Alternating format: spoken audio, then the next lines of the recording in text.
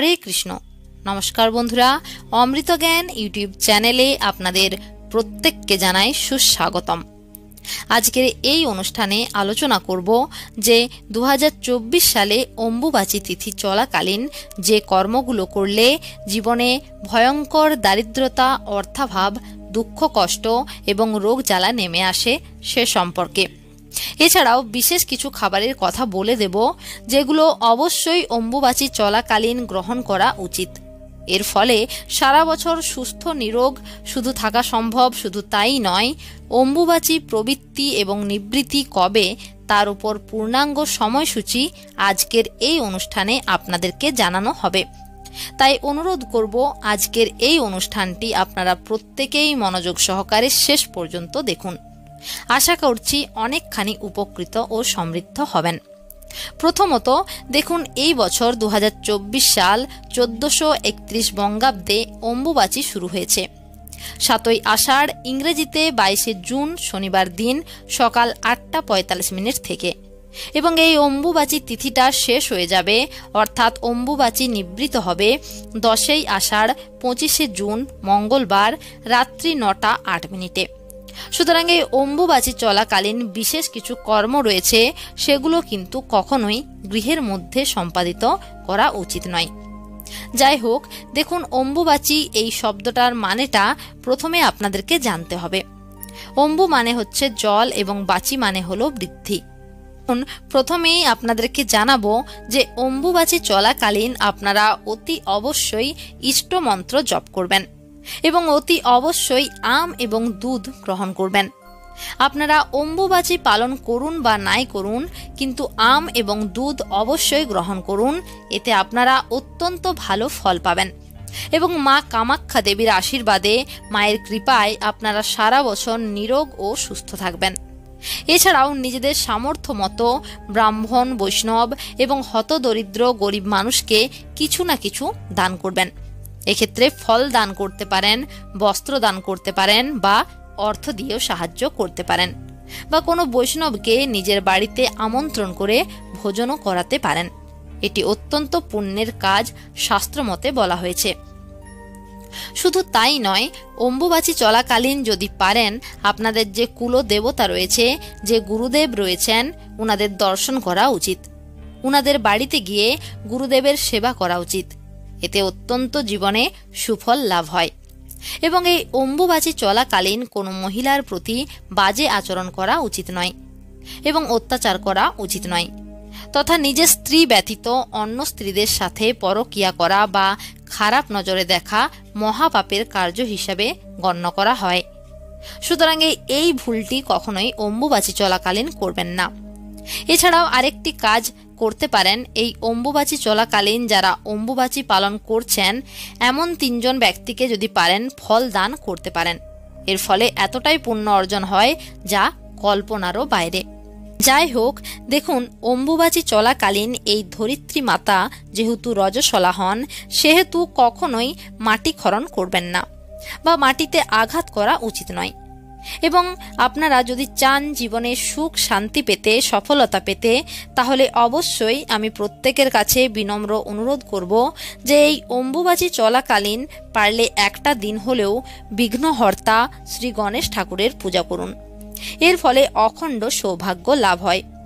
দেখুন, সত্যি বলতে সবার পক্ষে আসামের কামাখ্যা মন্দিরে মায়ের দর্শন হেতু যাওয়া সম্ভব নয়। সেক্ষেত্রে আপনাদের সামনাসামনি যদি কোনো গণেশ মন্দির থাকে, তাহলে একদিন হলেও এই অম্বুবাচী চলাকালীন আপনারা শ্রী গণেশ ঠাকুরের পূজা অর্চনা করুন। এর ফলে কিন্তু জীবনে অত্যন্ত পুণ্য অর্জন হয় এবং মনস্কামনা পূরণ হয়ে থাকে।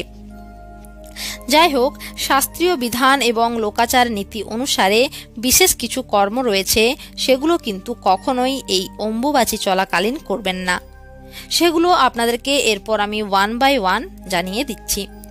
নাম্বার 1, অম্বুবাচী তিথি চলাকালীন কোনরূপ শুভ কাজ, যেমন ধরুন গাড়ি ক্রয় করা, অন্নপ্রাশন, জন্মদিন, বিবাহ বা বাড়ি তৈরি করা ইত্যাদি কোনো প্রকারের মাঙ্গলিক শুভ কাজ করা কিন্তু অম্বুবাচী চলাকালীন কখনোই উচিত নয়। এটিকে শাস্ত্রে অশুভ বলে মনে করা হয়েছে। নাম্বার 2, এই সময় আপনারা কখনোই নিজের গৃহের অন্দরে প্রতিষ্ঠিত ঠাকুর ঘরে ঈশ্বরের কাছে কোনরূপ মানসিক করতে যাবেন না, বা কোনো মন্দিরে গিয়ে কোনো মানসিক শোধ করা বা নতুন করে মানসিক করা এগুলো করা চলবে না। এই বিষয়টিও মাথায় রাখবেন। নাম্বার 3, অম্বুবাচী চলাকালীন টাকা পয়সার লেনদেন করা একেবারেই উচিত নয়। যেমন আপনারা কাউকে ধার দেবেন না টাকা পয়সা, ঠিক তেমনই কারোর কাছ থেকে টাকা পয়সা ধার নেবেনও না। এটিও শাস্ত্রমতে নিষেধ করা হয়েছে। নাম্বার 4, অম্বুবাচী চলাকালীন সময়ে আপনারা ভুল করেও বাইরে কোথাও রওনা দেবেন না, কোনো শুভযাত্রাতে যাবেন না। যেহেতু মায়ের মন্দির এই সময় বন্ধ থাকে, সেহেতু অনেক প্রকার নেগেটিভ এনার্জি বা অশুভ শক্তি অত্যন্ত পরিমাণে পরিবেশের মধ্যে সৃষ্টি হয়, তথা বিভিন্ন সাধকেরা নিজেদের মনোবাঞ্ছা পূর্ণ করার জন্য বিভিন্ন রকম তান্ত্রিক ক্রিয়া করে থাকেন। ফলে পরিবেশের মধ্যে এক প্রকার নেগেটিভিটি লক্ষ্য করা যায়। এমতো অবস্থায় আপনারা যদি বাইরে কোথাও বেড়াতে যান, তাহলে কিন্তু দুর্ঘটনা ঘটে যাওয়ার একটা সম্ভাবনা তৈরি হয়। সেহেতু যদি খুব এমার্জেন্সি কোনো কারণ না হয়, তাহলে কিন্তু অম্বুবাচী চলাকালীন আপনারা কোনো শুভ কাজেই বলুন বা নিজেদের রিলেটিভের বাড়িতে হোক বা যে কোনো পরিস্থিতিতেই আপনারা কিন্তু বাইরে যাবেন না। এই কয়েকটা দিন বাইরে যাওয়া থেকে নিজেদেরকে বিরত রাখবেন।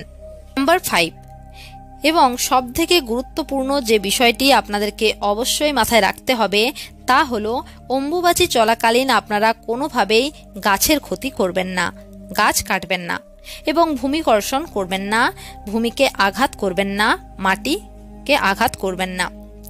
সুপ্রিয় বন্ধুরা, যে কয়েকটি বিষয় আপনাদের সামনে তুলে ধরলাম, সেগুলোর মধ্যে যদি একটিও আপনারা এই অম্বুবাচী চলাকালীন ভুলবশত করে থাকেন, তাহলেও কিন্তু নিজেদের দুর্ভাগ্যের কারণ আপনারা নিজেরাই হবেন। জীবনের চরম দুঃখ, দারিদ্রতা, কষ্ট, শারীরিক সমস্যা কিন্তু আপনাদের জীবনে চলে আসবে যদি ভুল কাজগুলি করে ফেলেন।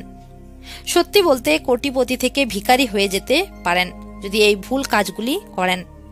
সারা জীবন দেখবেন অর্থ কষ্ট আপনাদের পিছু ছাড়বে না এবং মাথা চাপড়ানো ছাড়া আপনাদের আর কিছুই থাকবে না। সুতরাং যে বিষয়গুলি আপনাদেরকে বললাম, সেগুলো একটু মেনে চলার চেষ্টা করুন, নতুবা নিজেদের সাজানো সংসার জ্বলে পুড়ে নষ্ট হয়ে যেতে বেশি সময় লাগবে না। সুপ্রিয় বন্ধুরা, আজকের ভিডিওটি এখানেই শেষ করলাম।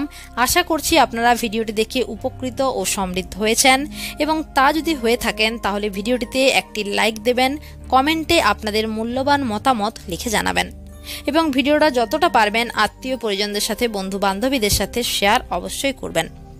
পরিশেষে এরকমই সব ধার্মিক সংক্রান্ত ভিডিও দেখার জন্য চ্যানেলটি সাবস্ক্রাইব করে পাশে থাকা বেল আইকনটি অন করে রাখবেন। ঈশ্বর আপনাদের মঙ্গল করুক। নমস্কার, ধন্যবাদ।